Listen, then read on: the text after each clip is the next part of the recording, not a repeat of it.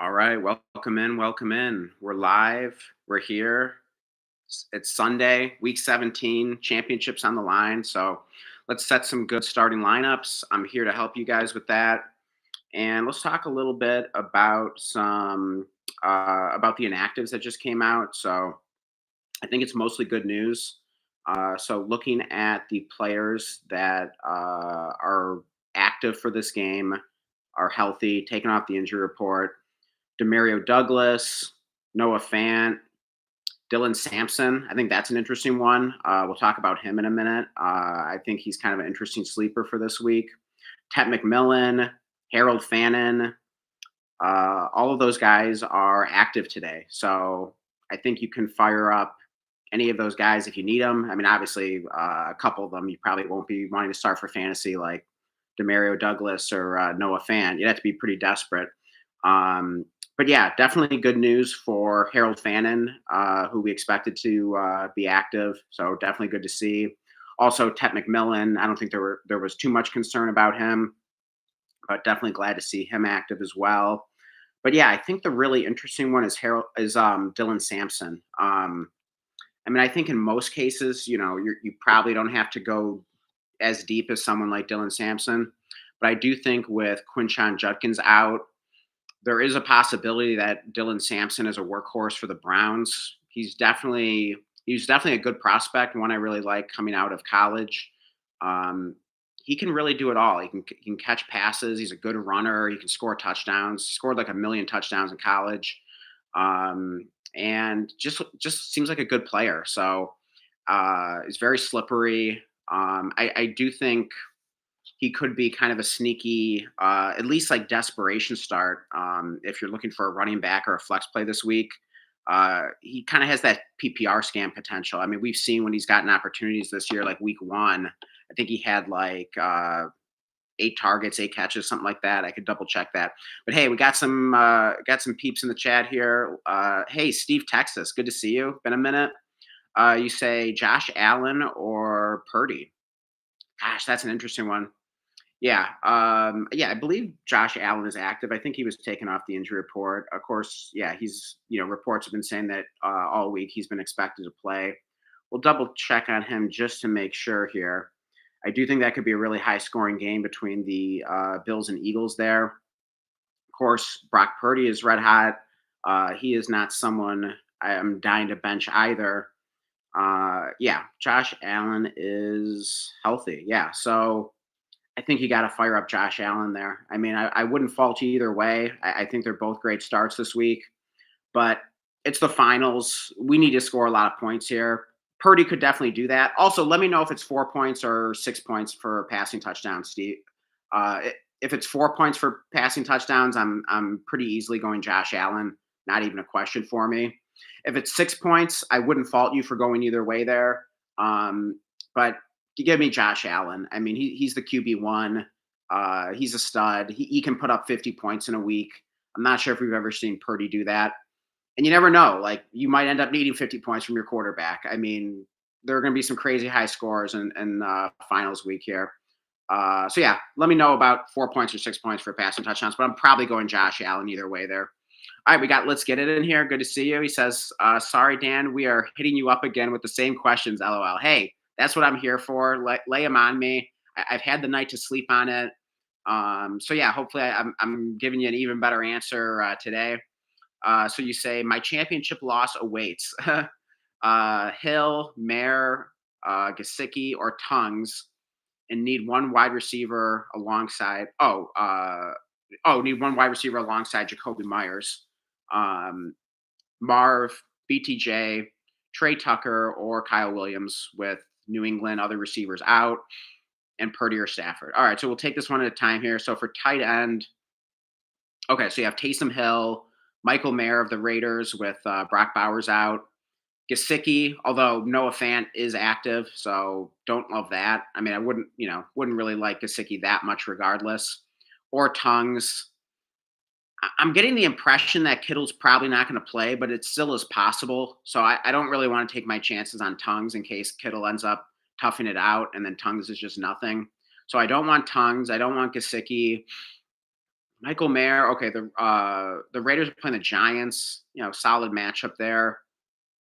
I think I'm firing up Taysom Hill here. I'm just going to hope and pray that he is still basically the essentially the starting running back for the Saints. I mean, hoping it wasn't just a 1 week fluke last week with it being his final home game in New Orleans. It very well could be. So you know, I mean, if having like a floor of 5 points is important to you, I'd probably start Michael Mayer, I guess. Maybe you could even make an argument for Gasicki. Now, if you want the safe floor of like 5 points, if that matters, then okay, start Michael Mayer. But I doubt that's going to really matter to you. I don't think there's much of a difference between 5 points and 0 points. So if you're willing to take the gamble, and I do think that's the right call in this situation, fire up Taysom Hill. He might get you zero. He might get you 30 or 40. But hey, we're going after the ceiling here, and you don't really have any other good options. So this is the type of situation where I'm 100% firing up Taysom Hill personally. So fire up Taysom Hill. Okay, and then you need a receiver along Jacoby Myers between Marv, Brian Thomas, Trey Tucker, or Kyle Williams. Um, I heard from Adam Schefter today that Marv's snaps could be managed today, just like they were last week. So I'm not feeling great about him. I don't want to start Trey Tucker. I don't really want to start Kyle Williams in the finals as a speculative play. So I'm going Brian Thomas there. Now, if you are able to pick up Parker Washington off of waivers, I do think I prefer Parker Washington slightly over Brian Thomas this week. It's pretty close, but I'm going to be bold enough to say that if you do have access to Parker Washington, I'd probably start him over Brian Thomas. It is close, though. I wouldn't blame you for going Brian Thomas there. But of those receivers you listed, start Brian Thomas. And then, yeah, quarterback, Purdy or Stafford. Yeah, so let me just remind myself here. Yeah, I don't believe you have any stacks. Or I don't know. Do you have Puka? Hey, let's get it. Remind me. Are you starting like Puka Nakua or any Rams tight ends or running backs? Or are you starting any 49ers pass catchers or running backs or anything like that? I'm trying to remember if you have like CMC. I mean, I know you have Tongues, but you're probably not playing him, at least if you're taking my advice. So yeah, let me know if you have any other 49ers or Rams that you're starting.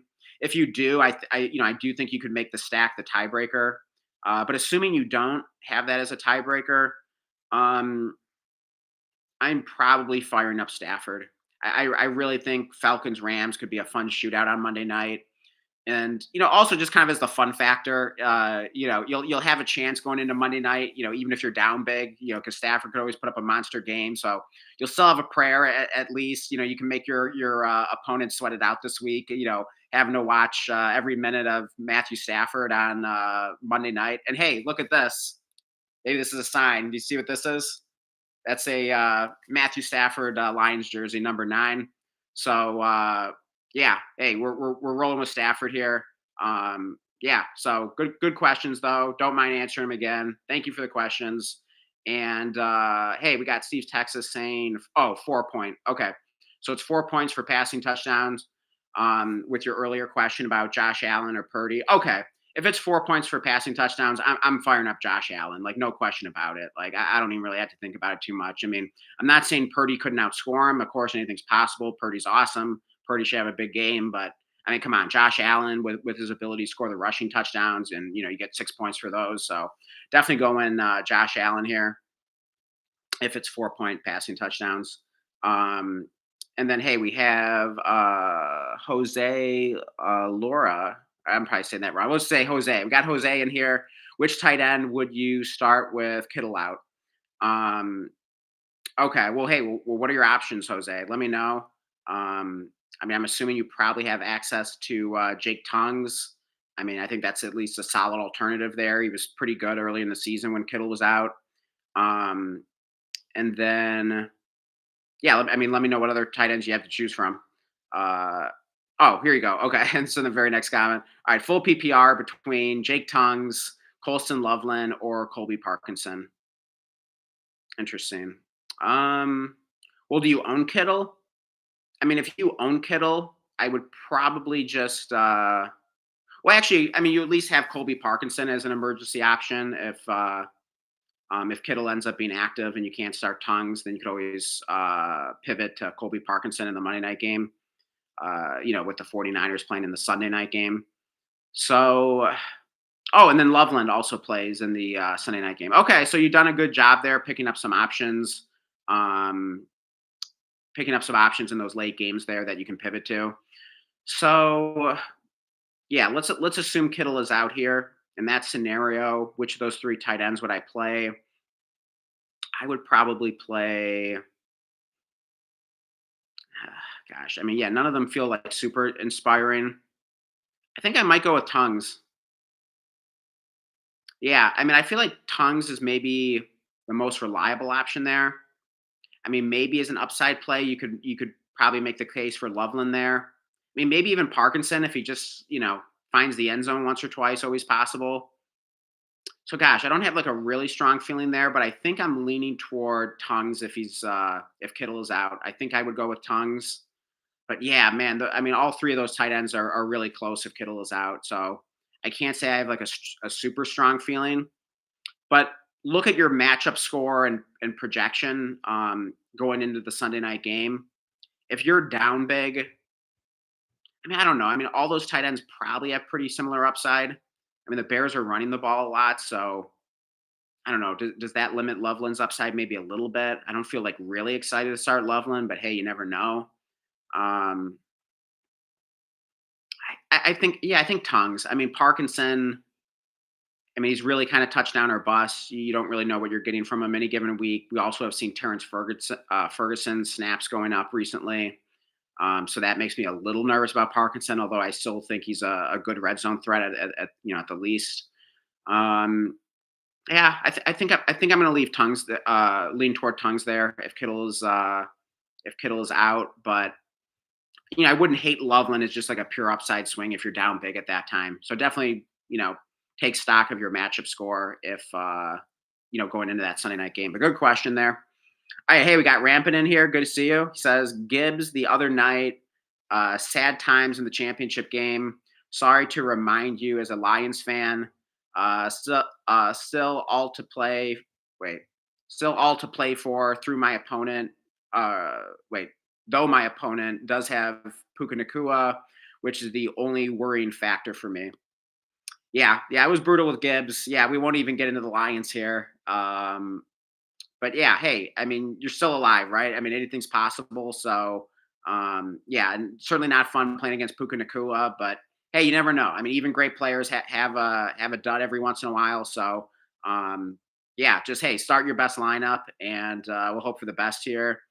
All right, and then you say Diggs in for Tet with the illness and Boutte out. Hmm. I mean, I do think Stefan Diggs is a good start this week. I am firing him up in our YouTube listener league. Um, so yeah, I mean, in terms of like some of the guys I'm starting him over. Well, it's a point seven. Yeah, I won't even get into that, but I mean, I do think Stefan Diggs is a good start this week. Especially with Boutte and Mac Hollins out.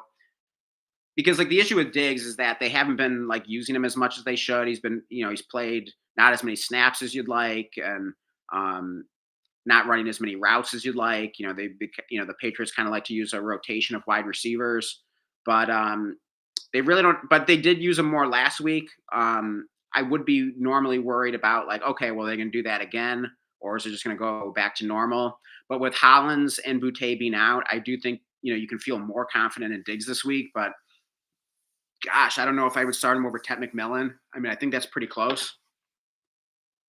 I mean, let's see like who's been the better receiver on the season. All right, so I'm pulling up a league that's just like a normal like full PPR league.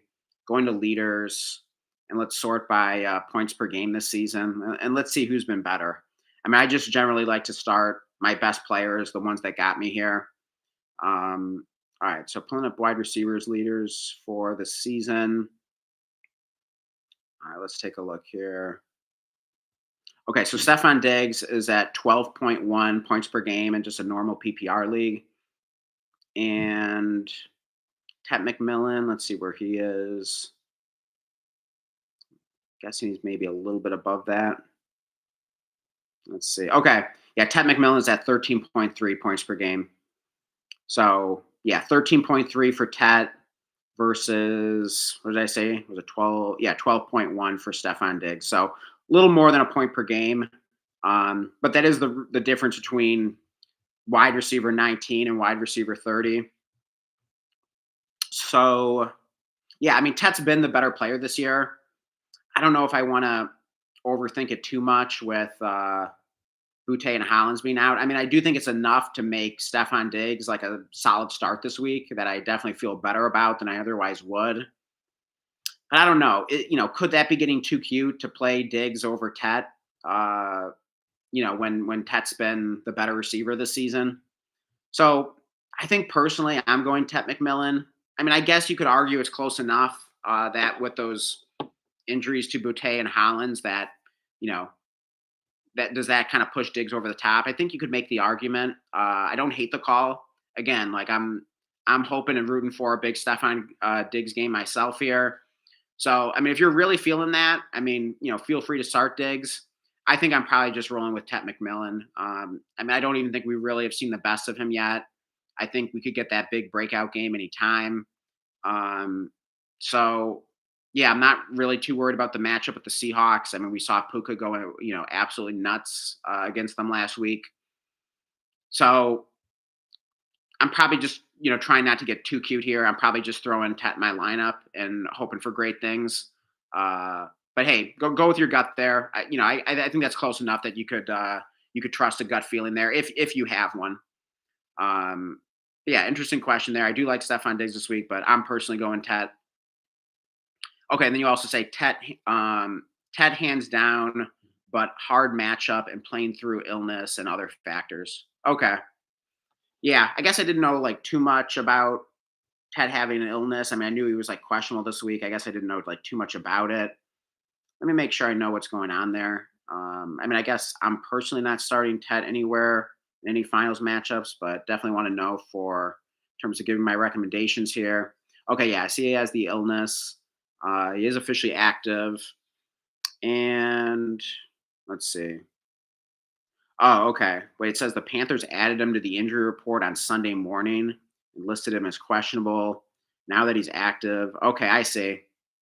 Gosh, I guess that's a slightly troublesome. I mean, just the fact that he wasn't sick until today. Um, I mean, that's what it seems to be saying here. But he was questionable earlier in the week, wasn't he? So what was he questionable with? Was it some kind of different injury? I can't even remember now. If anyone knows, feel free to drop that in the chat. But yeah, I mean, I guess you don't love to hear that he basically woke up today with an illness. I mean, we don't know what it is exactly. We don't know how bad he's feeling or what symptoms he's experiencing or whatever. So it's a little mysterious there. I guess if you want to play it safe, I guess that makes it that much more acceptable to just fire up Stefan Diggs. So I guess I don't hate it under under those circumstances. But I don't know. Could this be a situation where it's almost like better not to even know that? Because I'm sure there are a bunch of fantasy managers out there that have no clue that Tet McMillan woke up sick today, and they're just ignorantly leaving Tet in their starting lineups. But it's the smart, knowledgeable people that are aware of this, and then bench him at last moment, and then he just goes out and has a big game anyways, and it's just like, oh man, like I wish I was the idiot that didn't even know about this. So, yeah, I mean, sometimes you kind of gotta play it dumb. I mean, that's kind of how I feel with about bad matchups. That's how I feel about weather. It's just like I don't even want to know about them because it's just probably gonna steer direction from like knowing too much. So yeah, sometimes it's like the idiot manager that's just completely ignorant that like does better because he's not like overthinking things by having like too much information. So that's kind of my thought. I'm just kind of spitballing here, sharing my thoughts, but yeah, that is a tough one. So I don't know. I mean, I'm probably still going Tet McMillan, but I wouldn't blame you if you went Stefan Diggs there. I guess there is a little more added risk with Tet this week. But yeah, interesting question there. And then Jose says DJ Moore possibly be out tonight potentially.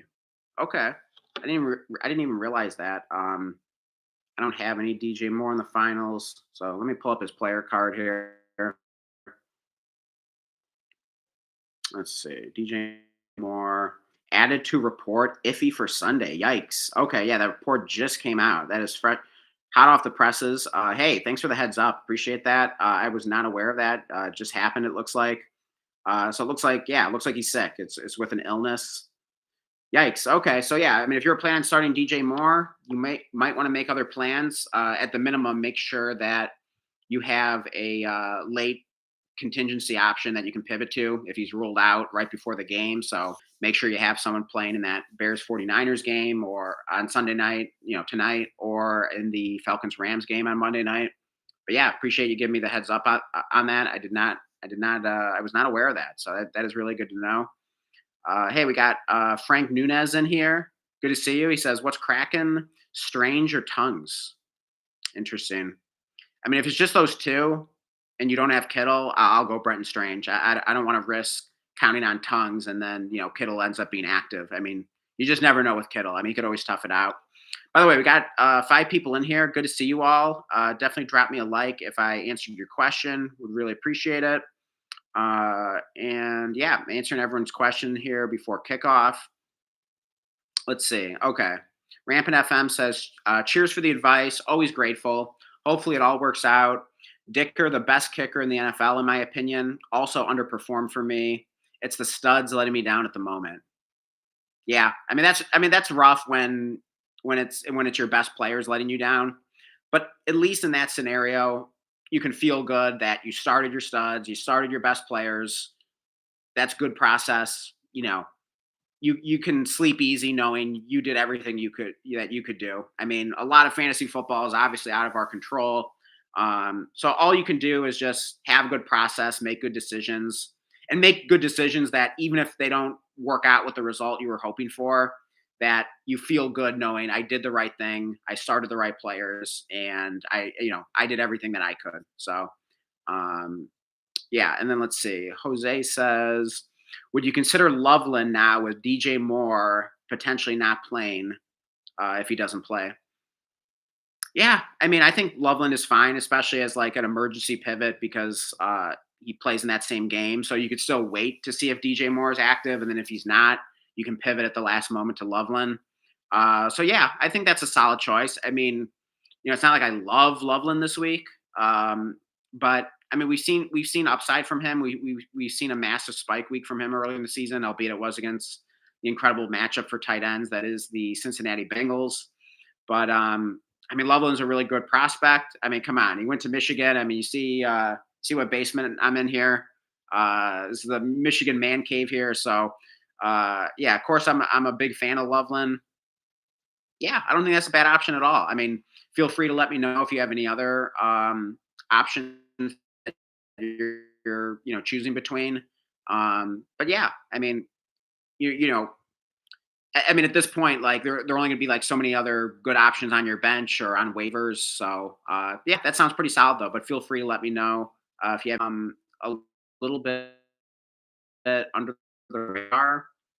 Um, and by the way, let me know if everyone can hear me right now because I just got some kind of warning that my connection's unstable. I assume that means internet connection. Let me know if the stream is looking and sounding okay right now. If it is, just like give me a thumbs up in the chat just to let me know. But yeah, I haven't heard anyone ask about Dylan Sampson, so I'm starting to wonder, like, am I crazy for starting him in a finals matchup this week? But I do think he has a chance to be the workhorse with Quinshon Judkins out. I mean, there's always the possibility they ease Sampson back in. Okay, Frank Nunez says good for now. Appreciate that. Um, yeah, there's always a chance the Browns kind of ease Dylan Sampson back in. It's his first game back from injury. He missed a couple games. And it's a hand injury. I don't know too much beyond that. I do think Sampson's pretty interesting. I mean, he could absolutely be a PPR. He's great at catching passes. He's just a good player. Can make big plays. He can score touchdowns. I mean, I know it's the Cleveland Browns, but I could definitely see Sampson being a nice start today. So I'm firing him up in one league.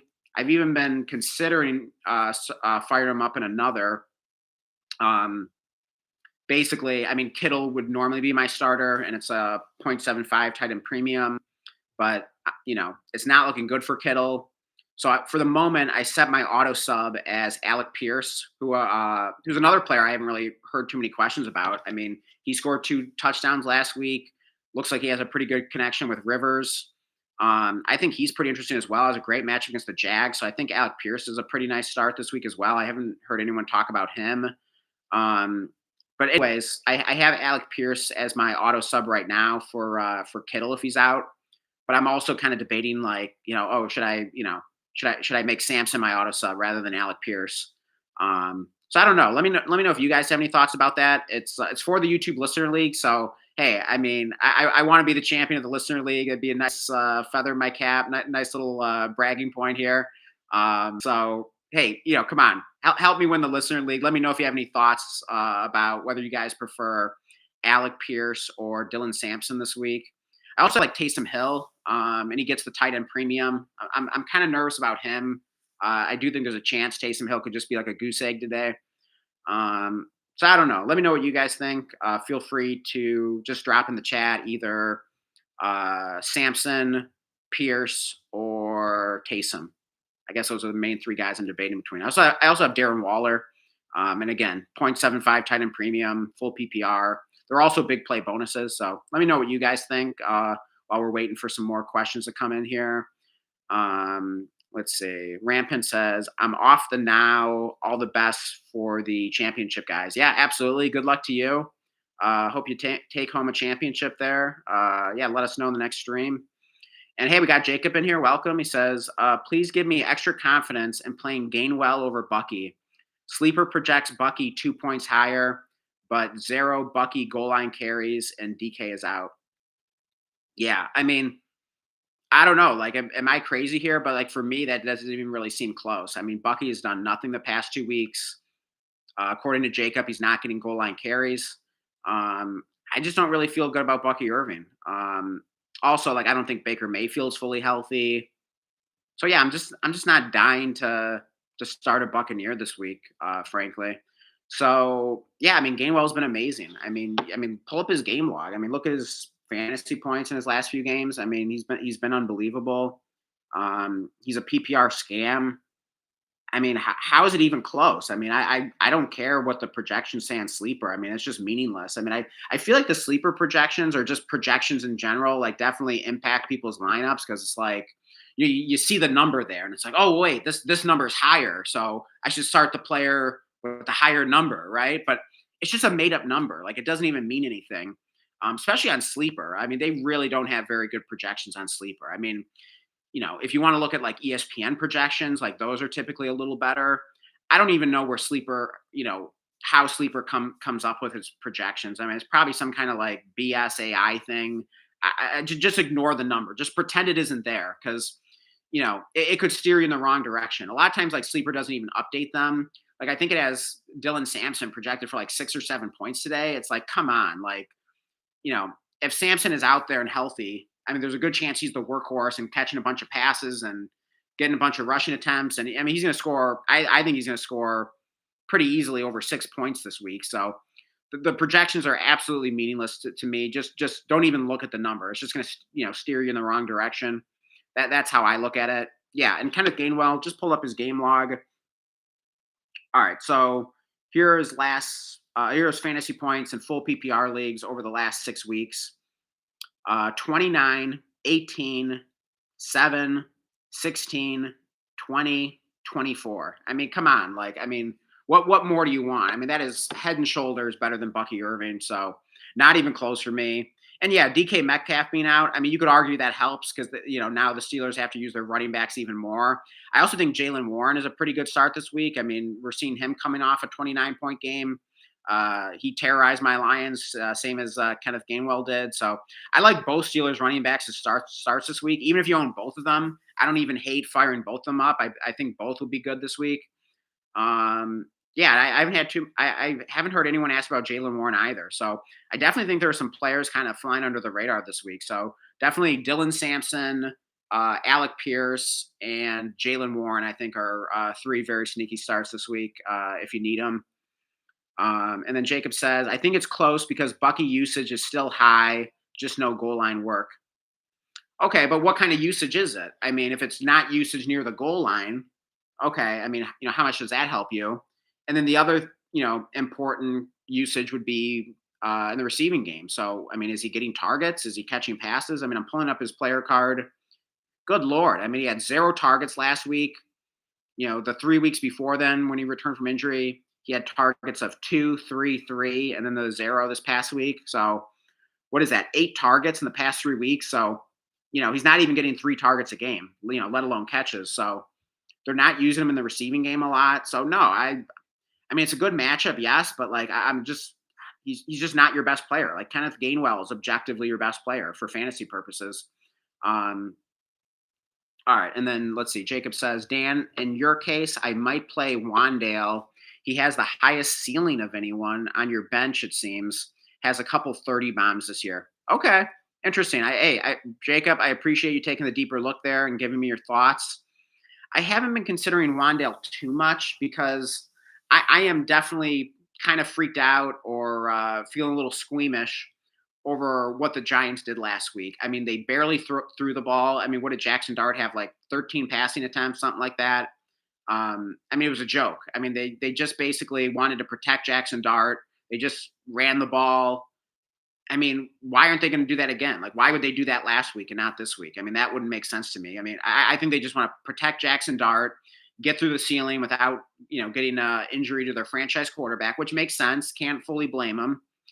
And also, I'm sure they want to get the 101 in the NFL draft. So, I mean, I don't know if they're going to be trying too hard to put up a bunch of offense and put Jackson Dart at risk. And I mean, they just kind of want to, you know, get out of the season unscathed and get that number one overall pick for the draft. And I don't think they're going to be, you know, doing too much in this game. I don't think they're going to be really incentivized. So that's my concern there. But let me know what your thoughts on that are.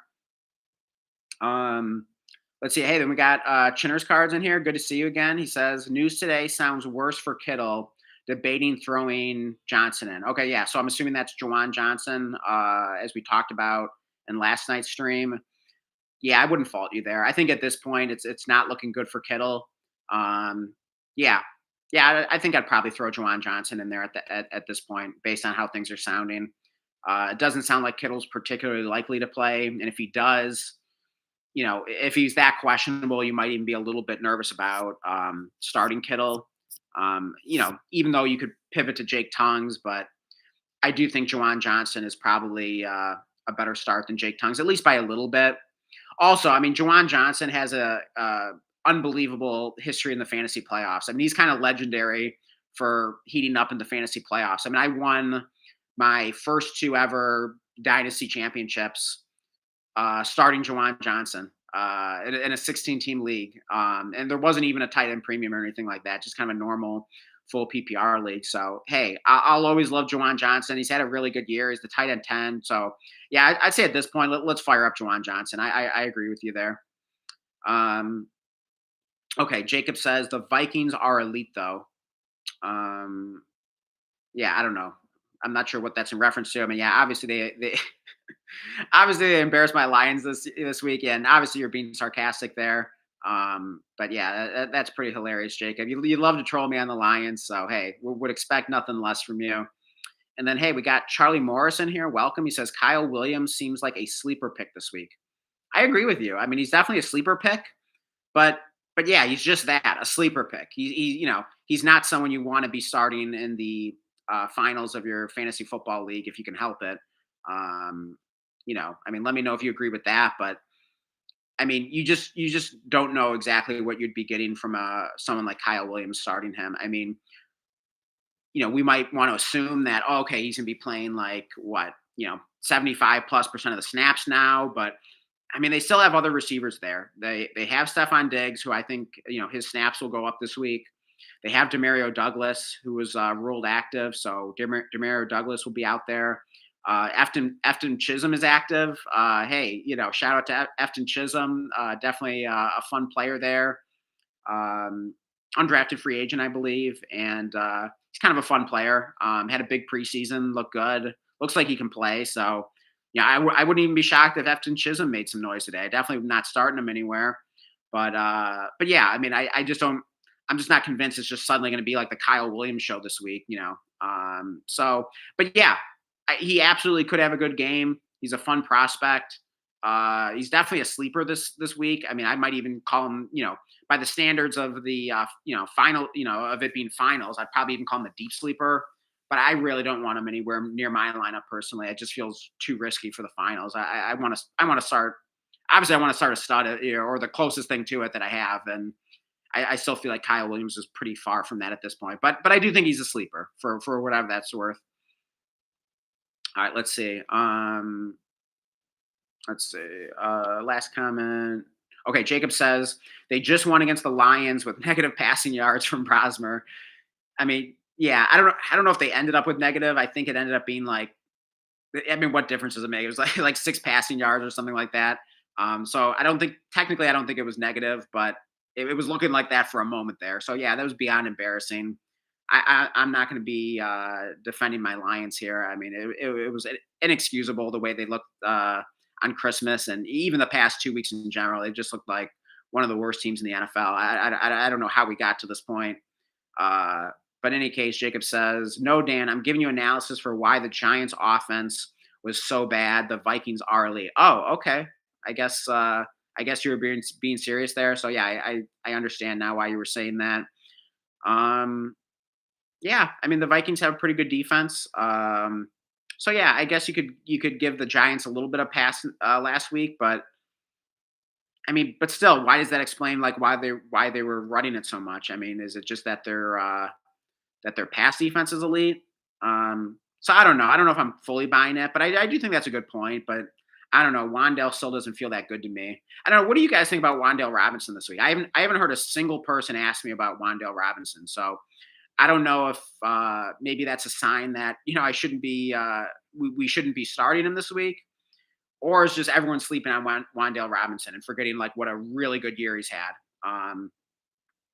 Because yeah, I mean, if it wasn't for last week and how the Giants played that game, I'd probably be saying Wandale Robinson is at least like a pretty solid start this week.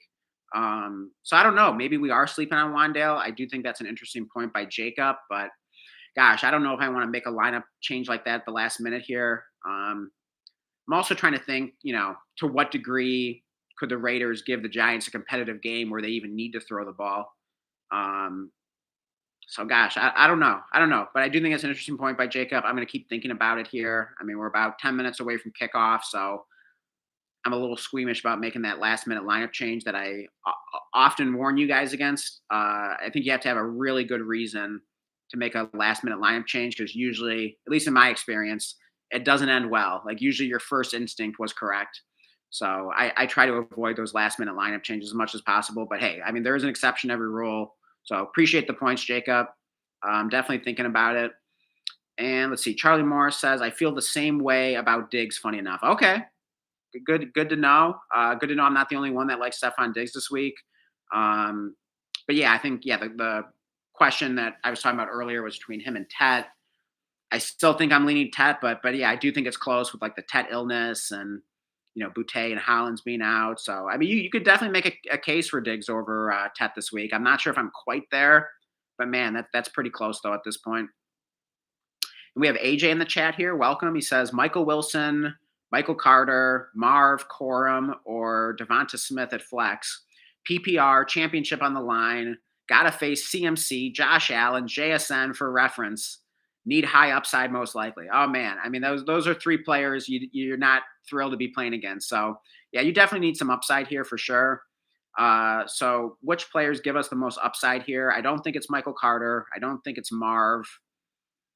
Hard to say it's Corum unless like Kyron gets injured during the game. I mean, at least for upside. I mean, I do think Corum is a solid start this week. Um, but gosh, I don't know if I'd call him upside with a healthy Kyron Williams and Devonta Smith at the flex. I think for me, it's probably between Michael Wilson and Devonta Smith there.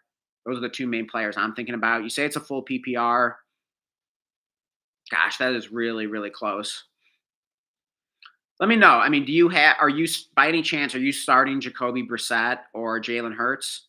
Because if you are, I'll let the stack be the tiebreaker. If you're starting Jacoby Brissett this week, I'll tiebreak to Michael Wilson. If you're starting Jalen Hurts, I'll tiebreak to Devonta Smith. But man, that is really, really close. I mean, I do feel like Devonta Smith is due for a good game. I do think Eagles Bills could be a high scoring shootout. That is really, really tough. Gosh. I almost think you got to say Michael Wilson. I mean, he's just been unbelievable lately. He's been getting so many targets. I mean, Cardinals Bengals could be a shootout as well. I don't feel strong. I think it's like razor thin between Devonta Smith and Michael Wilson there. I mean, I don't know. I could break the tie and just kind of go with the brand name. You know, Devonta Smith is more of the brand name there. I mean, you drafted Devonta Smith, what, within the first handful of rounds in your draft. And where was Michael Wilson taken? He probably wasn't. He probably wasn't drafted. You got him off of waivers. Now things, certainly change, and Michael Wilson has had an awesome season and deserves strong consideration here. I could just about flip a coin with that one. I think I'm going to tie break to the brand name. I think I'm going to tie break to Devonta Smith and that shootout between Hurts and Josh Allen. But man, that is so close. Wouldn't fault you either way there. I'm going to say Smitty. Give me Smitty, but man, that is so close. You can go either way there. If you have a gut feeling, go with it. Ignore me. Like I said, if you have a stack with the quarterback, go with that. Um, Also, like, which one do you have in there right now? I'd probably just leave it. I mean, that's close enough. Yeah, if you have Carter or Marv or Corman there, yeah, get them out of there. But if right now you have in there either Michael Wilson or Devonta Smith, I'd almost just say just leave in whoever you have in there. I don't feel strongly enough about the two to tell you to change your lineup at this point. 6 minutes before kickoff. But great question. Um, and let's see. Our Charlie Morris says he always seems to be capped at 65 to 70%. I assume you're talking about Marvin Harrison. Yeah, it does sound, based on Adam Schefter's report, that Marv snap count is going to be managed again. And then let's see. AJ says, oh, wait. Okay. Hey, we got Michael Regine in here. Welcome. He says, you say, I am going Rams over Saints. Tampa coaching said they want to get Abuka more targets.